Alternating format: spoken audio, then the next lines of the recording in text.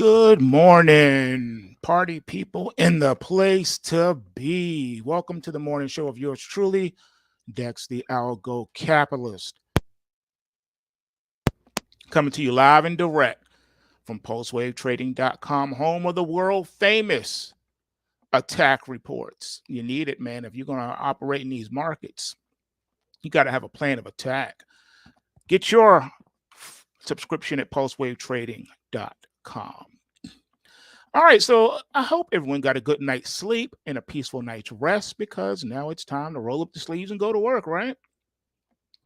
So post FOMC, markets have reacted just as I anticipated. We have a pretty broad-based rally going on. Nothing, too deep or significant, but a rally nonetheless.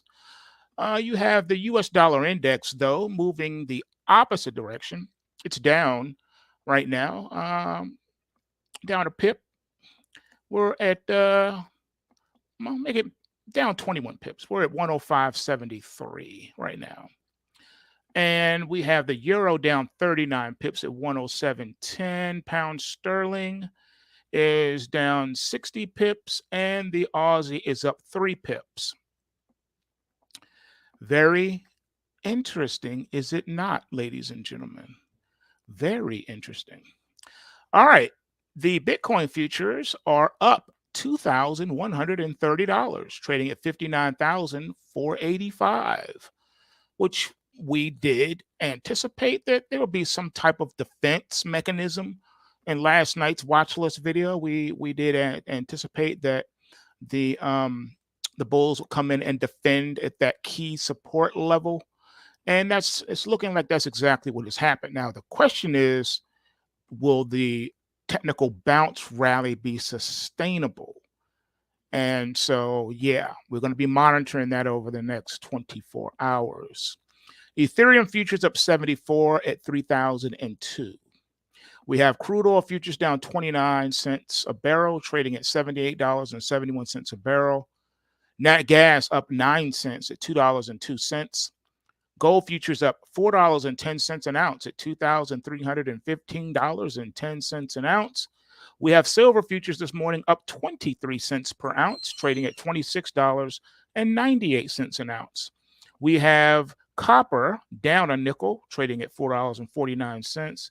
Dow futures up 156 points at 38,224.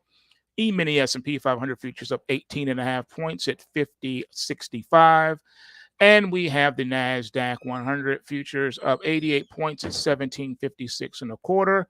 And last but not least, the Russell My Hustle up 20 points at 2009.7.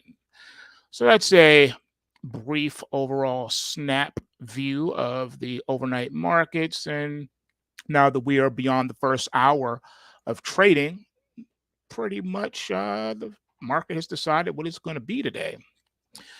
Now, in news, we have a few things to discuss. This week's theme that we've really been talking about has been the rise of totalitarian tyranny globally, but specifically focusing in on the United States. And we've been talking about that. We've been talking about the fall of the republic. And this is not a conspiracy theory. This is a fact of life. All you have to do is open your eyes and look out your window. We have millions of homeless people. We have encampments, tent encampments, people living in RVs, people sleeping on benches, sleeping on the ground. We have an epidemic of drug addiction. We have an epidemic of chemical dependency. We have an epidemic of sick people on taking prescription medications. We have an epidemic of people with mental illness, diagnosed and undiagnosed. We have an epidemic of violent crime. The United States is the murder capital of the world. There are more people murdered here than the entire world combined. there are more people incarcerated in the United States than the rest of the world combined. Something to think about. Poverty in America is also at an epidemic. 50 million plus families on food stamps or some type of government assistance. 50 million people plus. Then we have who knows how many people on disability. Then we have the baby boom aging population who will find out soon that their Social Security checks may stop coming. Their Medicaid and Medicare is about to be insolvent, if not already. We have crumbling infrastructure, roads and bridges and schools. We have America's malls becoming ghost towns. We have retailers going bankrupt. We have rapid closures of banking branches, rapid closures of Walmarts and restaurants, among other retails. Then we have the unemployment crisis. The real unemployment rate is much, much higher than the one that they tell you in the government reports, because there's so many different types of people that are not counted. And the ones that are counted are not necessarily counted properly.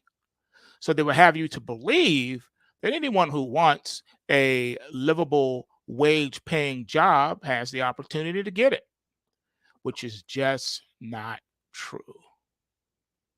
Then we have the epidemic of the rise of AI, which is replacing people in various job categories, everything from blue collar to white collar.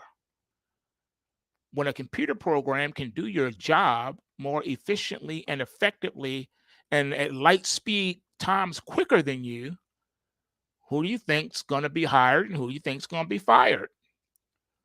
The computer, the AI, the robot, the android, the automaton, the roboton is the superior employee. It will never get sick. It will never even take a lunch break or a bathroom break or a cigarette break, smoke break. It won't go off on maternity leave. It won't ask for vacation time. It doesn't even take holidays off. It works 24/7 around the clock, and it never gets tired. And it never complains. It doesn't care if the temperature is too hot or too cold. Doesn't even need ventilation. You can suck all the oxygen out of the room and the computer program will keep running. Yep. It will keep running. Even in emergency situations, if a fire breaks out, the computer's still going. Earthquake, computer's still going. It doesn't have to run home and check on family and friends. It doesn't have a family. It doesn't have friends. Its main function and existence is to work nonstop. So again, who do you think businesses are going to go for? They've already been using the telephone robots for years. The auto dialer can dial like 1 million phones in a day's work. That's just all in a day's work, 1 million dials. It can speak with hundreds, if not thousands of people or tens of thousands of people in a 24-hour period. You can't. You can't. It's almost as if they can make the software omnipresent, where it can talk to 1 million people on the phone at the same time. That's crazy, isn't it? But that's the world we're living in. Human beings are no longer needed. So what do they do with you? Well, rather than just exterminate you, they say we're going to pacify you with universal basic income. It's not going to be much, but remember, You're going to own nothing and be happy. So it's not like you're going to have to worry about anything. You see, I believe that what they really want to do, the place where we're pushing for, is unlike anything you could ever imagine. They're promising you Camelot, and they're gonna prove it. They're gonna do it. It's gonna happen. Can you imagine living in a house that you do not own, and you do not have to pay a mortgage or rent for? You live there for free. Can you imagine driving a car to a destination and you don't even have to put gas in it? You don't own the car though, and you don't have to pay a car note either. Can you imagine having utilities where you live and you don't even have a utility bill? You don't pay water, you don't pay sewage, you don't pay trash removal, you don't pay anything. Because remember, you own nothing and you'll be happy. Can you imagine no longer having monthly bills? Not in the sense that you have them now anyway. Yeah. Everything will be provided to you by the state. Don't have to worry where you're going to lay your head because everyone will be housed. No more homeless people on the street. Everyone will be housed. You will not own the house. You have no say about the house, but you will be able to stay there. And you don't have to worry about driving all over town to shop because Amazon will deliver directly to your door. Eventually, we will have same-day delivery. And in most cases, you'll have delivery within an hour of purchase. Yeah, you'll still have money to spend because you're going to have a universal basic income. But things will cost a lot less. So you'll be able to watch TV, you'll be able to surf the internet, you'll be able to do things that you want to do. For most people, you won't even notice a change. The only thing you'll notice is that I don't have tens of thousands of dollars a month in bills that I need to pay. Yep, you'll own nothing and you're going to be happy. The state will take care of you. The state will feed you. They will take care of you. They will feed you. They will house you. Now, you say that sounds amazing. But remember, there is no such thing as a free lunch. It comes with a cost. See, because the cost is not a monetary cost, you don't see it. You don't really feel it. When you look at your account, you see the money that's in there. But what you don't understand, the cost that you're paying for this Camelot environment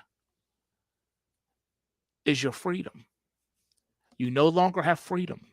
No freedoms, zero freedom. You no longer have privacy, zero privacy. You no longer have say over your own body. Your body belongs to the state. And if they say you must undergo a medical procedure, you will undergo that medical procedure or forfeit your comfortable lifestyle that you have become accustomed to. Exactly. Now you're getting my drift, right? Say goodbye to freedom of speech, freedom of assembly, all that. Gone. Privacy, gone. Everything you do will be analyzed and marked down and recorded. Cameras everywhere with all the latest gadgets installed. Facial recognition.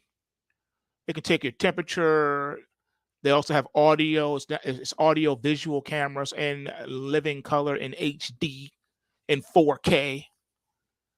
And these cameras will be installed everywhere, even inside your home, because they just want to keep you safe.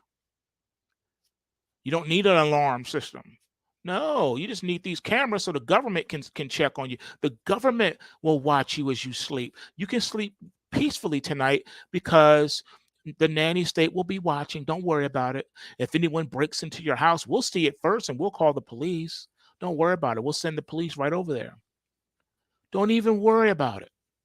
As a matter of fact, you don't even have to worry at all if anyone breaks in your house while you're sleeping, because not only is the nanny state taking care of you and watching over you because they just want to keep you safe, but remember, all the houses that everyone's living in are smart houses.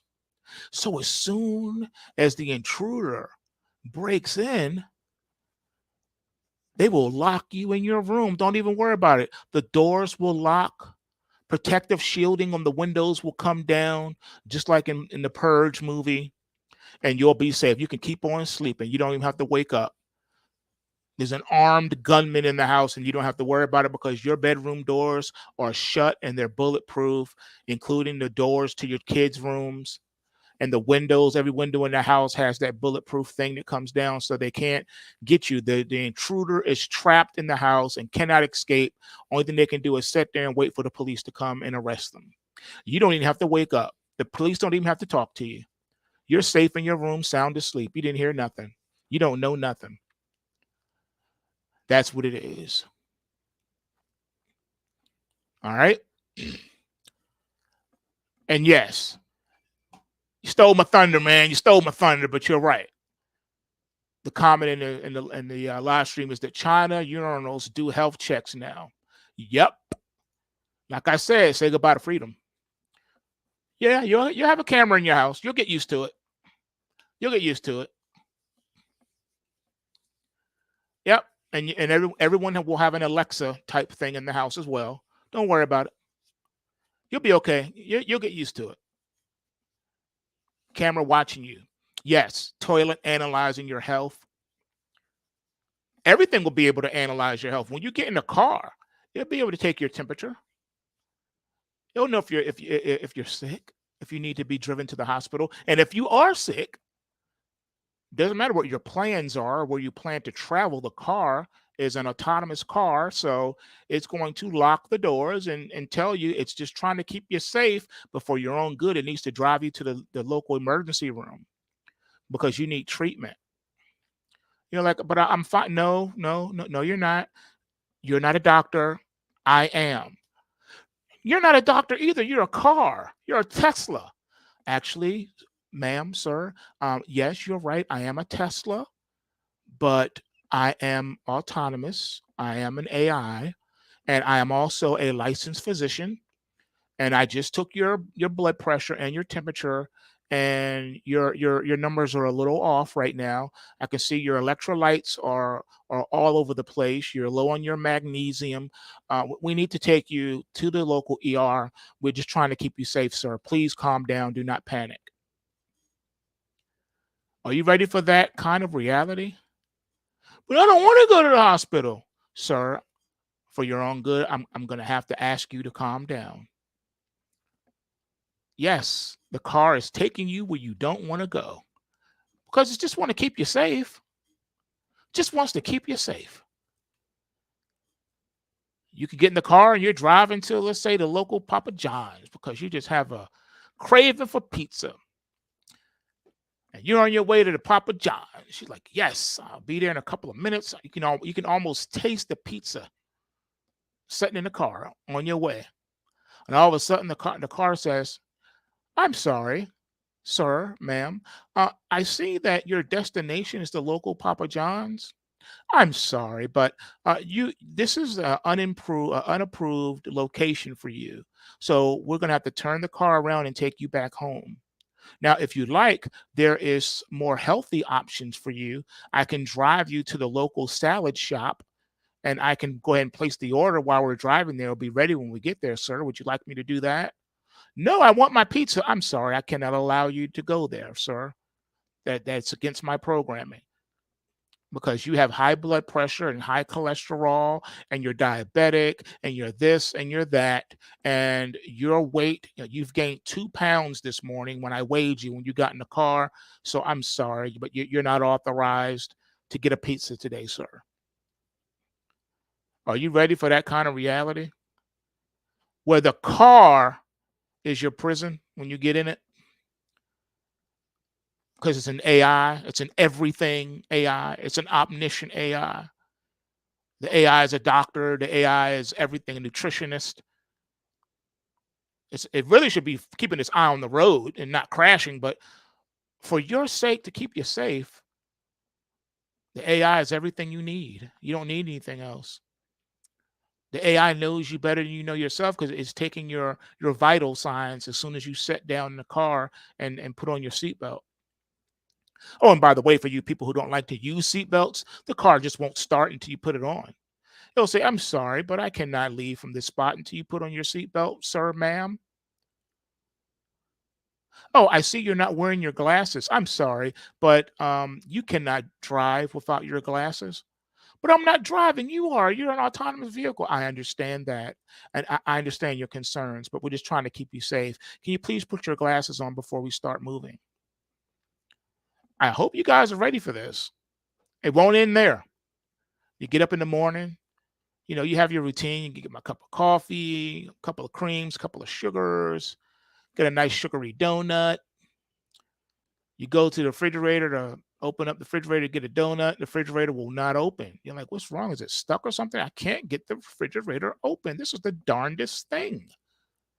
"I'm sorry, ma'am, sir, but I cannot allow you to open the refrigerator at this time." "What are you talking about?" "Because you're not allowed to have donuts, and we did an inventory of your refrigerator, and the only thing that you have left in there is donuts.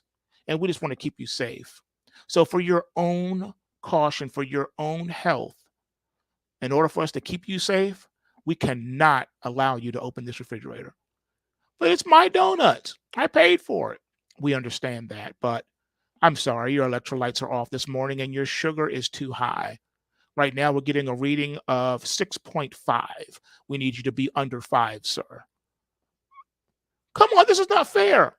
"I understand your concern, sir, but I cannot open this refrigerator." That's what you're going to be dealing with.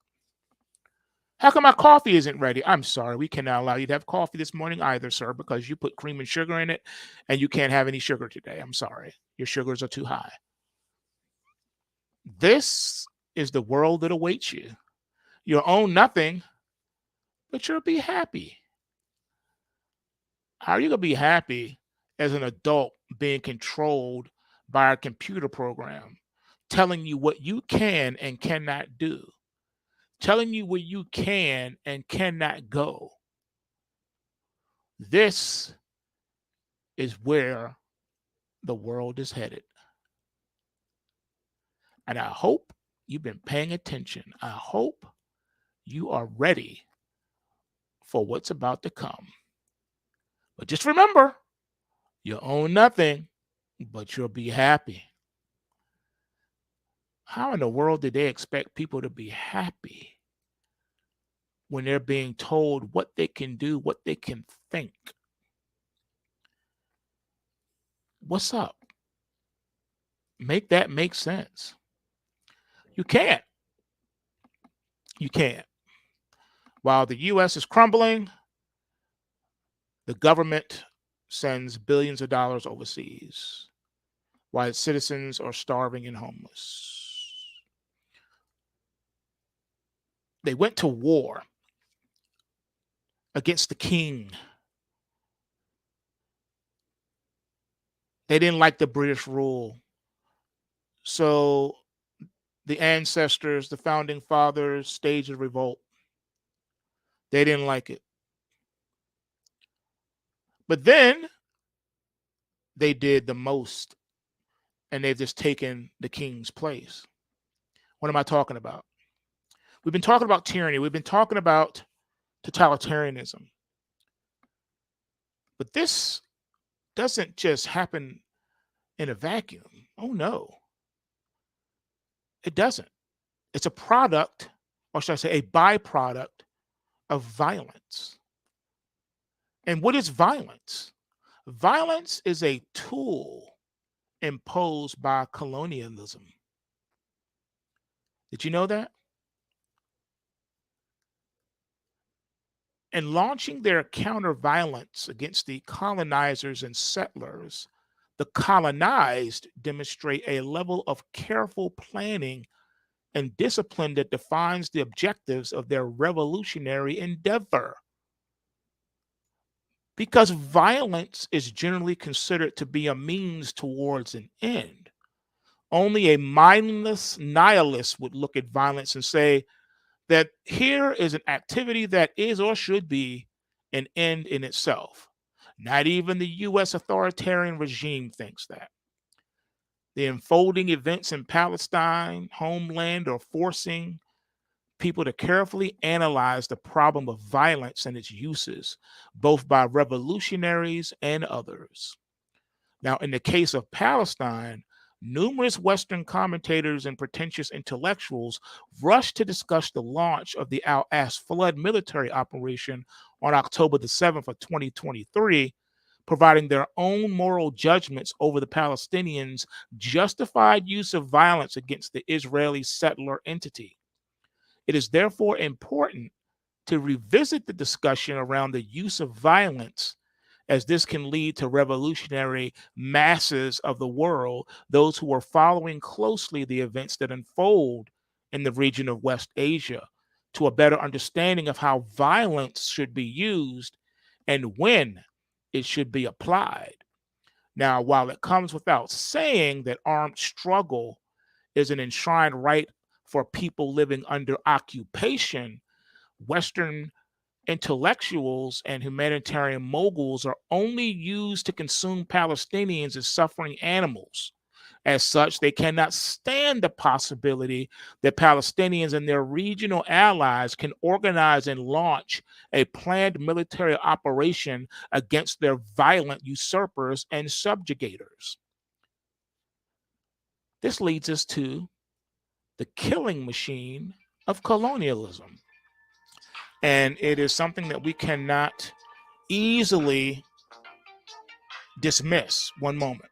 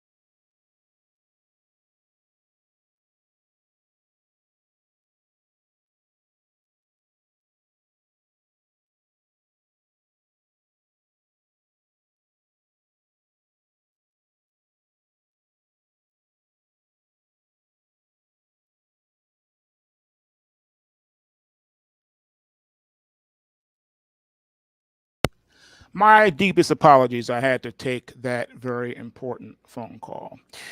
It's always funny. Whenever I go live, that's when my phone wants to ring. All right. So this leads us to the killing machine of colonialism. Now, I have to say that the subject matter that we cover here is controversial. It's may rub people the wrong way. I understand that, but we have to talk about difficult topics and conversations.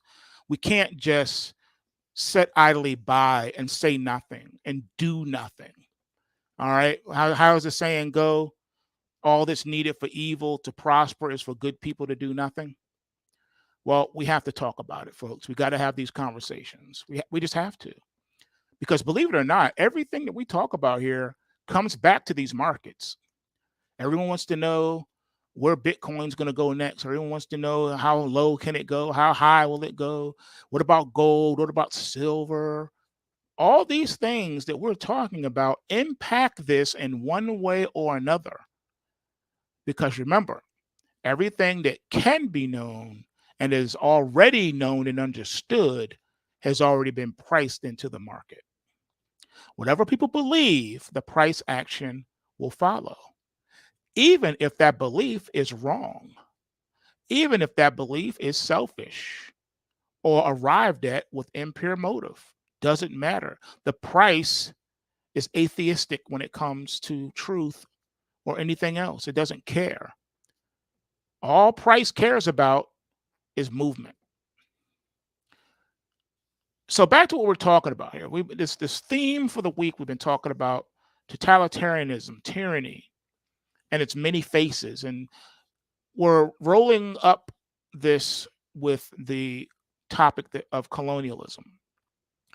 So, following the aftermath of the Nazi defeat in Europe by the Soviet Red Army, the people of Algeria, which at the time was under French settler colonialization, they marched in various cities, especially Sedef and Gulma.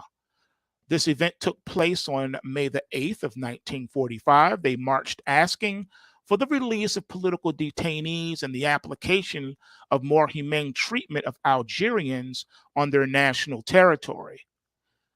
How were the marches and protests met by the French authorities? Again, marches and protests. They responded by unleashing a complete massacre. The entire structure of colonial violence was mobilized on the people of Algeria to such an extent that historical figures claim that around 20 to 45,000 people were killed in a single day. Why is colonialism so violent? Colonialism is a regime instituted and governed by violence, where violence, whether ethnic cleansing or genocide, is foundational to its material and ideological standing. It is always by force that the colonial regime is established, and it is against the will of the people that other people more advanced in the techniques of destruction or numerically more powerful have prevailed. Now, as such, a system that is established on violence can only logically be faithful to itself, and its duration in time depends on the continuation of violence. People want to know, why is America so violent? It was built upon violence.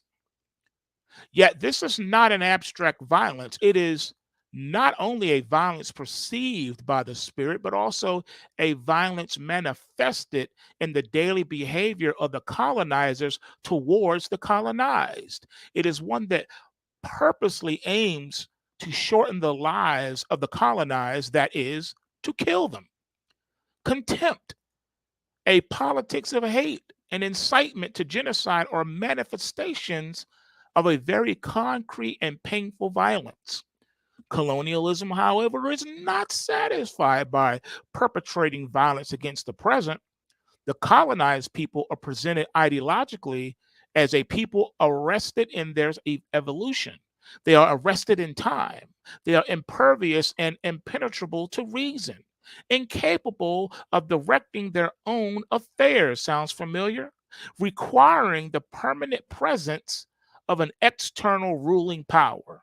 Therefore, the inherently barbaric nature of the colonized requires, if not eternally justifies, the constant use of violence by the colonizers.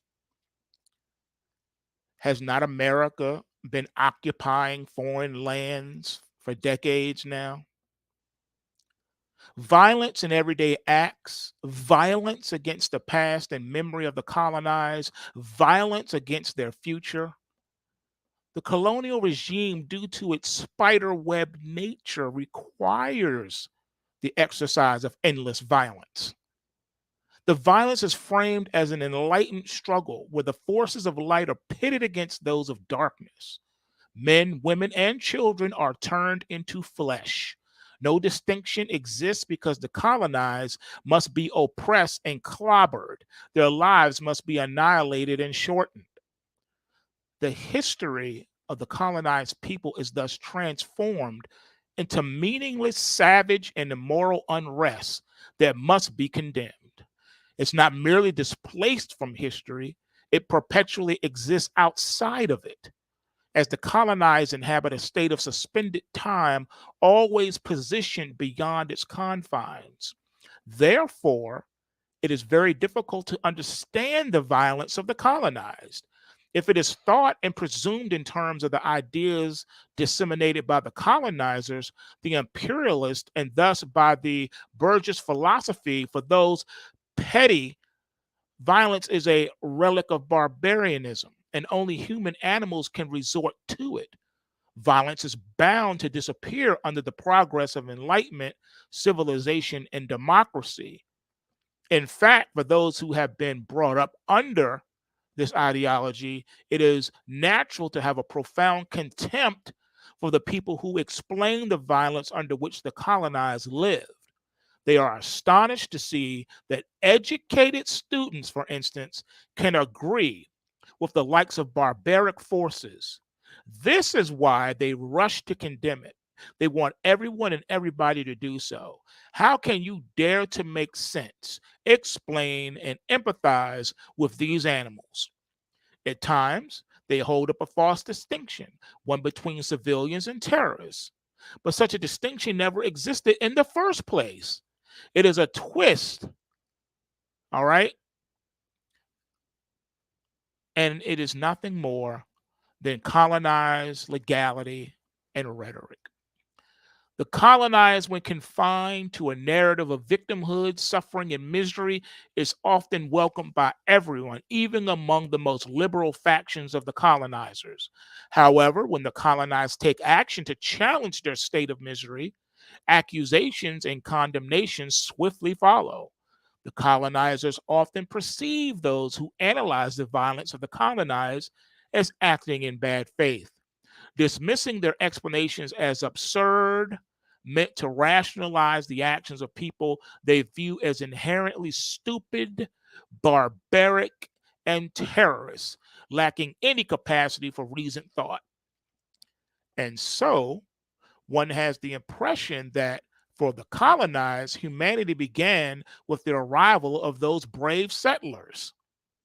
However, it does not take an incredibly brilliant mind, or perhaps one that is not brought up under this whack ideology, to realize that when people are caught in a web of three-dimensional violence, temporal over their past, present, and future, and spatially over their bodies, institutions, and spirit, then the colonizers soon brought before the problem of ending the colonial regime by any means necessary. Revolution becomes a historical necessity. Again, if an armed man were to break into your home where your spouse and children dwell, would you not be willing to take up arms to rid yourself of this imposer who has intruded and trespassed in your home to do you and your family violence? They entered your home to deprive you of persons and property. So then what is the historical necessity for the colonized?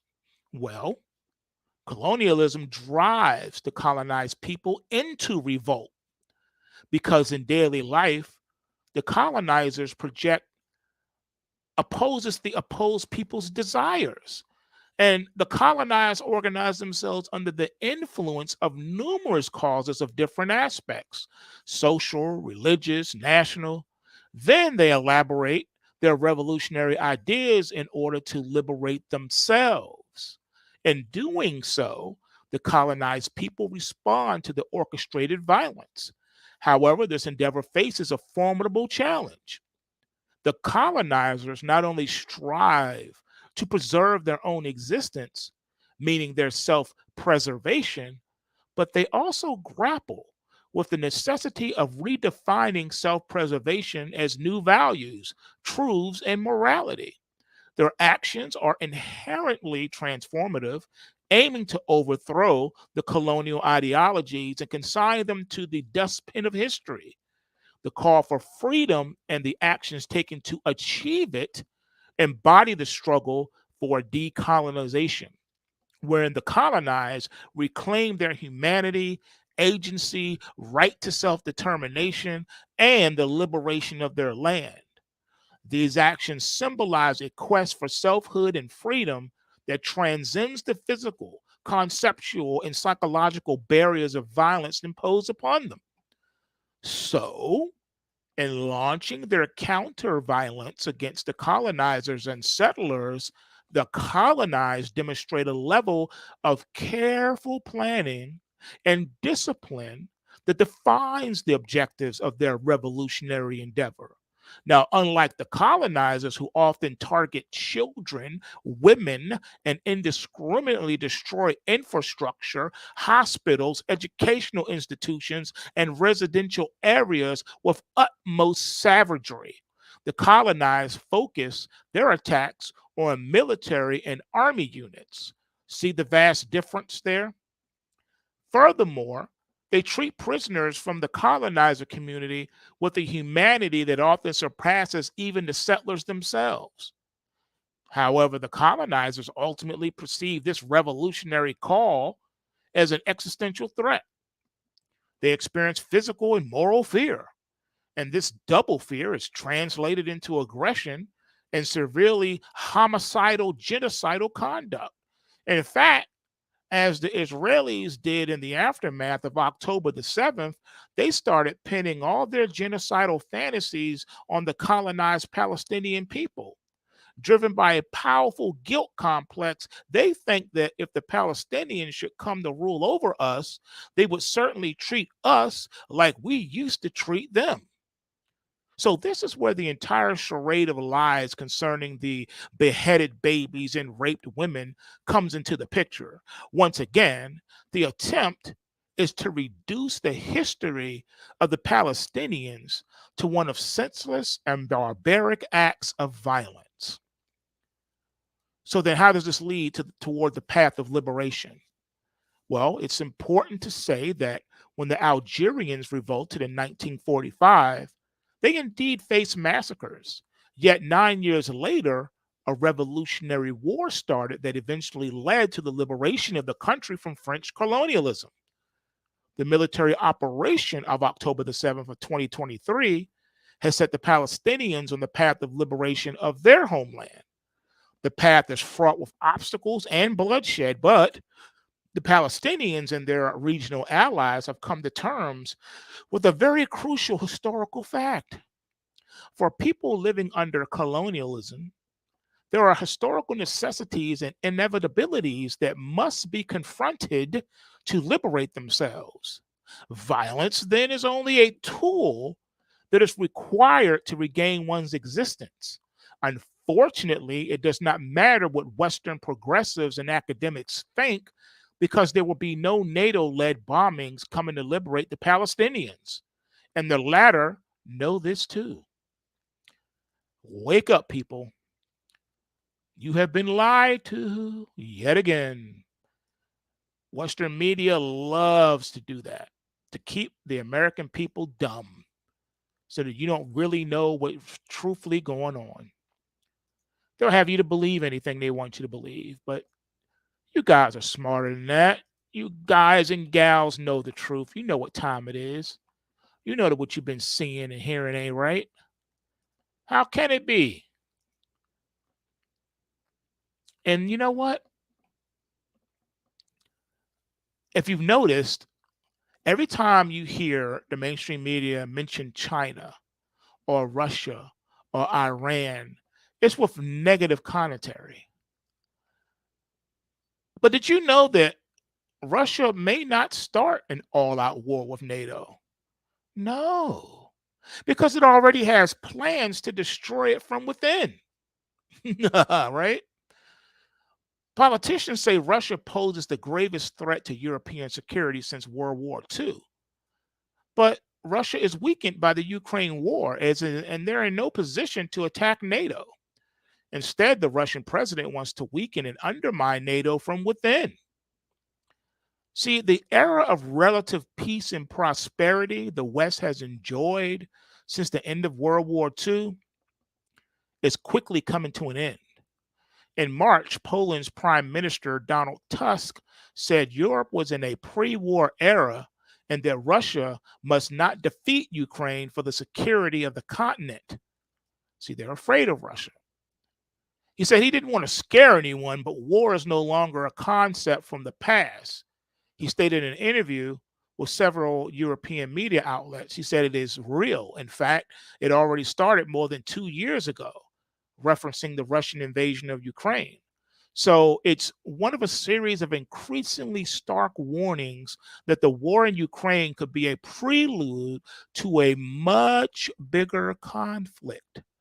Now, German military planning documents leaked in January imagined Russia launching a massive 2024 offensive to take advantage of waning Western support in Ukraine.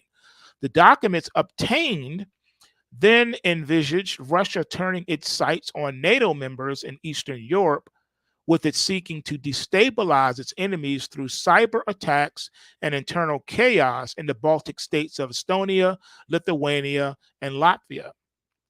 Now, Germany isn't the only one. Last year, Poland's National Security Agency estimated that Russia could attack NATO within 3 years. Now, the members of the 32-member NATO alliance are each sworn to protect each other from attack under Article 5 of the Washington Treaty.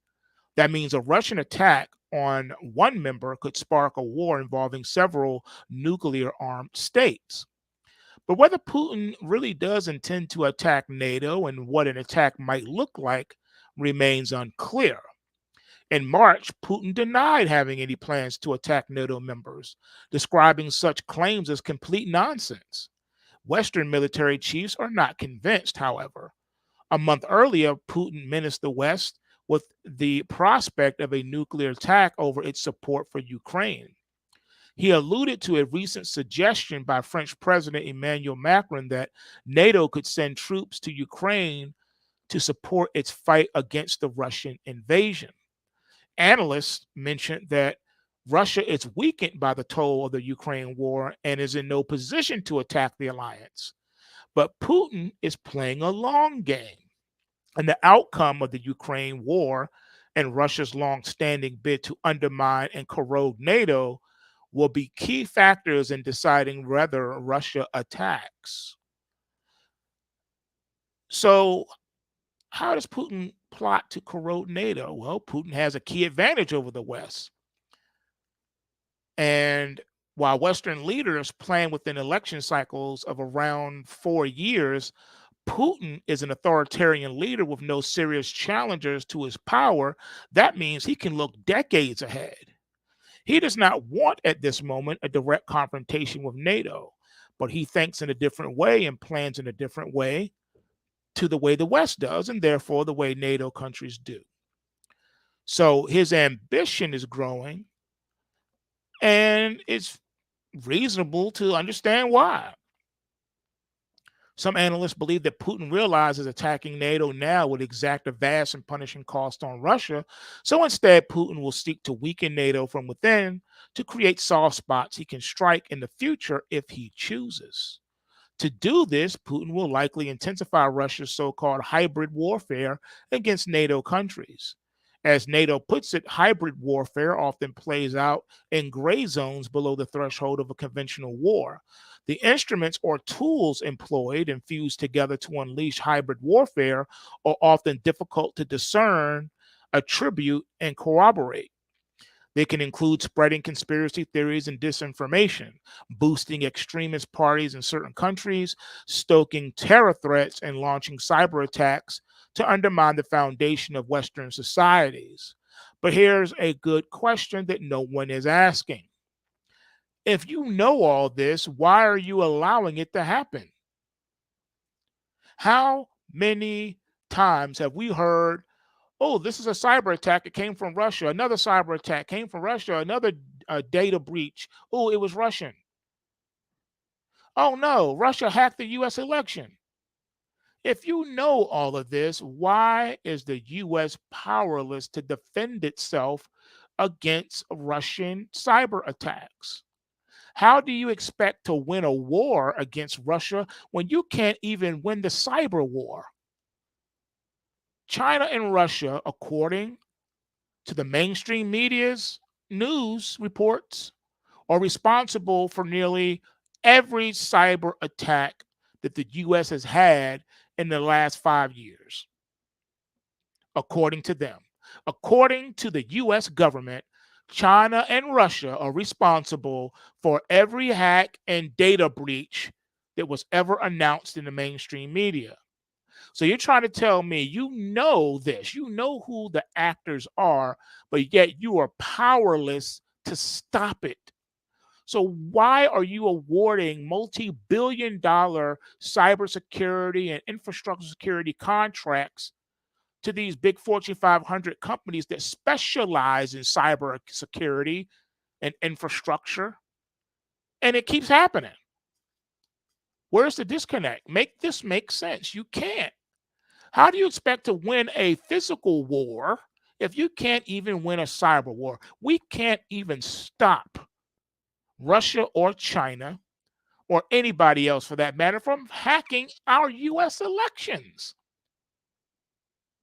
They admitted out of their own mouth that China and Russia have been hacking the US. They say Russia hacked the election. That's why Donald Trump won, because he had help from Russia. Again, if you know that Russia has an ongoing cyber attack campaign against you, why are you powerless to stop it? What are you doing about it to stop it? Why does it keep happening? Why do we keep having data breaches? I don't understand. How can you expect the American people to trust that we can win a war, a real war, when we can't even stop them from hacking your computer? You can't keep Putin off your laptop. You can't keep China off your smartphone. So how are you going to win a war against them? Either somebody's lying or maybe the emperor really has no clothes. See, they believe that the threat posed by Russia to NATO is unlikely to be a physical invasion, and that it's more likely to come from a range of other military and non-military threats that they call hybrid threats, like hacking. Well, think about it. If that's all Russia has to do to bring you to your knees is hack you, take over your laptop, take over your cell phone, well, then there's no reason to drop bombs and shoot bullets. You're already done. You're already hemmed up. They just shut down your laptop. They put ransomware on it, talking about, yeah, give us 100 bitcoins and you can have your laptop back. Putin said he needs 1,000 bitcoins from you if you want to bring your electricity back online. Okay, I just talked to Putin. Putin said he will give you back your lights if you go ahead and forward him some of those bitcoins real quick. He said run him some bitcoins. I'm serious, folks. This is jacked up. So a covert war then is already underway, is it not? Think about it. Do they really need to do anything else? They've hacked you. They've stolen sensitive information from you. Not just once or twice or thrice, but multiple times. And they continue to do it with impunity. America is hacked and they go unchallenged. How? How? American people better wake up, man. Seriously, how is this even possible? And you want us to think that the US is the world superpower? I can't see it. How? How is America the world superpower? How? Just because the dog barks the loudest doesn't mean he's the baddest. It doesn't even mean he has teeth. And right now, that's what it's looking like. America's looking kind of weak right now. We can't even defend ourselves. We can't even defend our phones and laptops. How you gonna launch any kind of attack when all they got to do is hack the military computers? Not a Pentagon is shut down. The Pentagon can't even operate because they done turned the lights off and locked you out of your office. You have no electricity. They done hacked your backup generators and everything. There's nothing you can do. You are powerless. You are done. Now what? People better wake up. Wake up. When are you gonna wake up? You got to, man. All right. That's my show for today. I'm off my soapbox. I just wanted to give you all something to think about. All right. Just wanted to give you something to think about.